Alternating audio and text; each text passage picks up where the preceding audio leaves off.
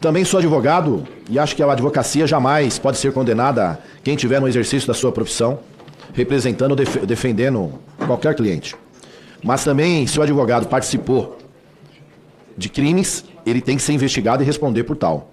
Há suspeitas de transações ilícitas, financeiras, entre o senhor e um dos empresários que está preso, Camizotti, Maurício Camizotti. O senhor disse que o conhece desde 2015 e profissionalmente e depois também uma relação pessoal. Lógico que nós queremos entender a origem dessas relações financeiras, o que ocorreu, o porquê. Afinal de contas, pelo aquilo que foi revelado, é o senhor que paga o cliente.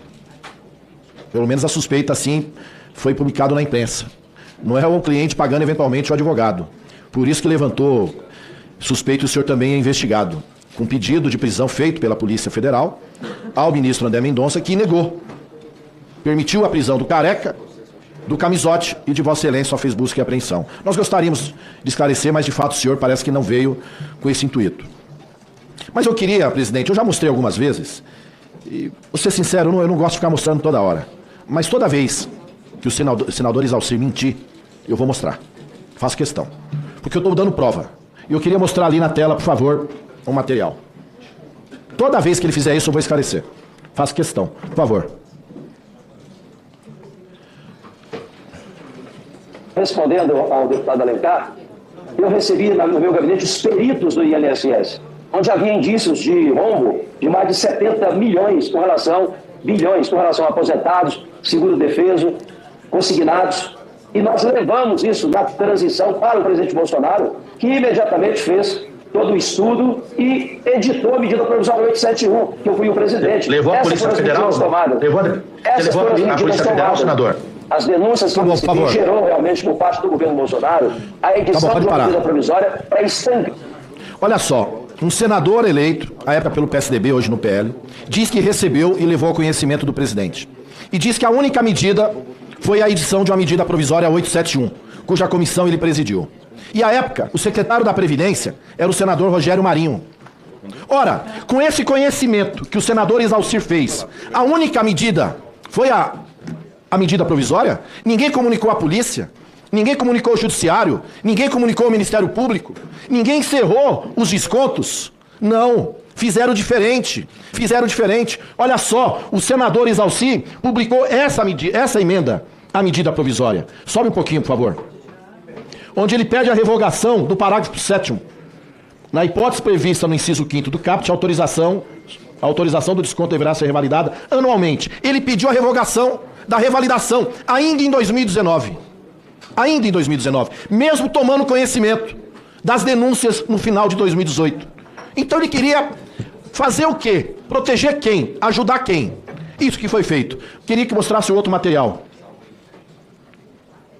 Passamos uma boa parte do dia. Só um segundo. Trabalhando. Isso aqui é a palavra do ex-presidente Arthur Lira da Câmara, que atuou em relação à MP 871. Gostaria, por favor, continue, por favor. Passamos uma boa parte do dia trabalhando com o governo, com a FETAG, com a CONTAG, secretário Rogério Marinho, Planejamento, Economia, Fazenda, para construir uma aglutinativa que pudesse gerar um acordo no problema maior da medida provisória. Olha só, o deputado Arthur Lira cita então o secretário da Previdência, Rogério Marinho, que construiu com ele em diálogo com a CONTAG e outras entidades, ali o texto final da medida provisória. E aqui, o senador, na sua fala, tentou condenar essa entidade que tem trabalho sindical e de representação efetivos, diferentemente das entidades laranjas que entraram na sequência e fizeram esse roubo. E ficam aqui fazendo discurso, tentando demonizar a CONTAG, tentando dizer que ela é responsável por isso. Olha a falsidade, a hipocrisia que reina aqui por parte de alguns. E está lá, expresso, na medida provisória, onde foi alterado o tempo de revalidação para 3 anos. E o secretário acompanhou a negociação. Foi dito pelo ex-presidente Lira, ou o Lira está mentindo nesse caso? Era uma boa pergunta. E depois foi sancionado pelo ex-presidente Bolsonaro, que em 2020, outra medida provisória, prorrogou seu prazo de início para 2022. Depois, outra medida provisória acabou de vez, relatada pelo ex-deputado Luiz Miranda, coincidentemente da mesma representação federativa, Brasília, Distrito Federal, que foi o presidente. Olha só, o senador de Brasília, Exalcir, apresentou a emenda em 2019, de Brasília, para acabar com a revalidação anual. Em 2022, um deputado de Brasília, relator da outra medida provisória, vai lá e acaba, sem nenhuma emenda. Pode ser só uma coincidência com Brasília. Pode ser. Ou pode ser que não. Mas haja coisas semelhantes em comum, que acabam levando ao mesmo lugar.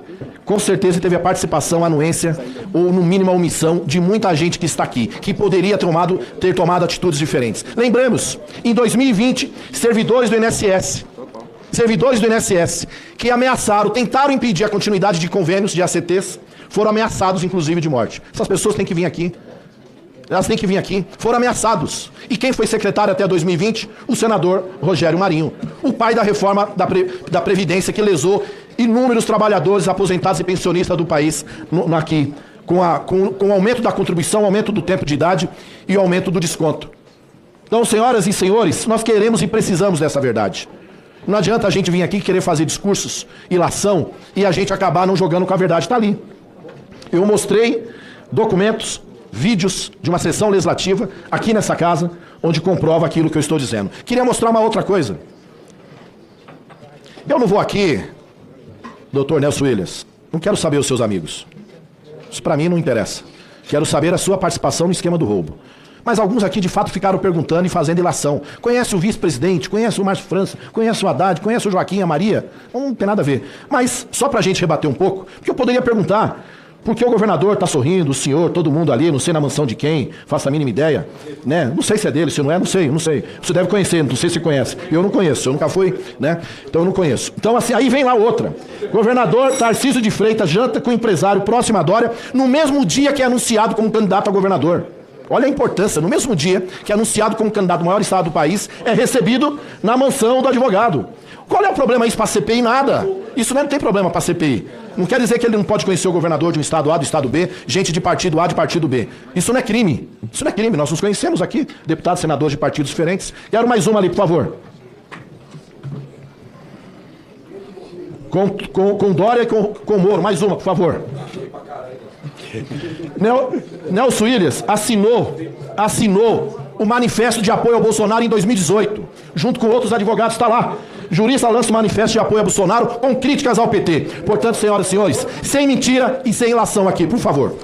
Essa narrativa, essa fala, essa desonestidade, porque chegaram a botar aqui, inclusive, a minha foto com o Bolsonaro e com uma coisa que não tem nada a ver com nada. Acontecimento. Eu poderia ter até que entrar com uma questão aqui de decoro, porque realmente, da forma como eles fazem,